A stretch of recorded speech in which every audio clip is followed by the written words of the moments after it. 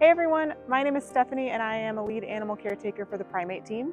I've been here at the Oklahoma City Zoo about 11 years. We've been working really hard on training for medical behaviors with all of our Francois langurs, including Ripley. Our animal safety is our top priority. When you see us working around our larger primates, like our great apes, you will see us wearing masks. That's because they can catch any kind of sicknesses like colds or flus or things like that from us. We can also catch it from them. However, with our smaller primates, that risk is a little bit lower, so you will not usually see us wearing them when we work around them in our buildings. However, for an exam like today's, where we're going to be very close to Ripley, we want to be sure and protect him, but also protect ourselves, so you will see us wearing masks. There's a few things we need. Usually he trains for his portion of fruit. For langurs, they have a very low sugar diet, so their fruit is always a form of berries. Today we have blueberries and strawberries.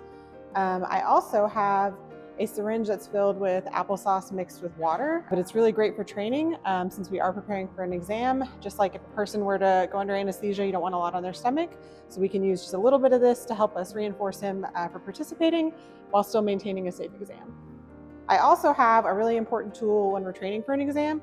This looks like a real needle, however it's blunt. So we can practice this, we can practice the motion. So I can fill it with some liquid and make it look like it's really happening. That way we can practice as much as possible before we actually go and do the exam. So one of the first things we worked on was him sitting on this little station right here. And what that does is it puts his hip right up into the front, and then I can get a good look at his hip and I can feel it. And then I reinforce him for letting me touch it. And then we worked all the way up to introducing the syringe so he knows what it looks like. I may do a little gentle touch. Reward him for that. We slowly progressed, so he then gets used to a little more pressure, so I may push a little harder, kind of keep it there. And then he loves that applesauce solution, so he's gonna focus on that.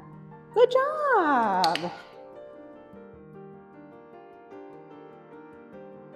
Today we have our exam on our male Francois langur Ripley, so let's go ahead and see him.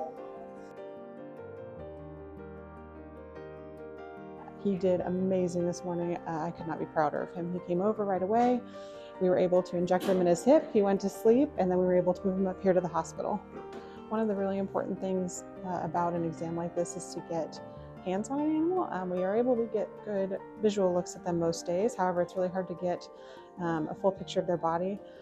So Taylor here is doing a full assessment for his body condition. So that way we can make sure he's good and healthy.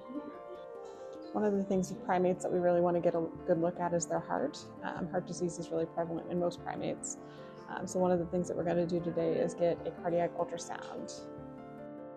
For the last part of Ripley's exam, the vet team will be taking radiographs. That lets us get a good look at his skeleton. We can look inside and see if there's anything going on that we can't see from the outside.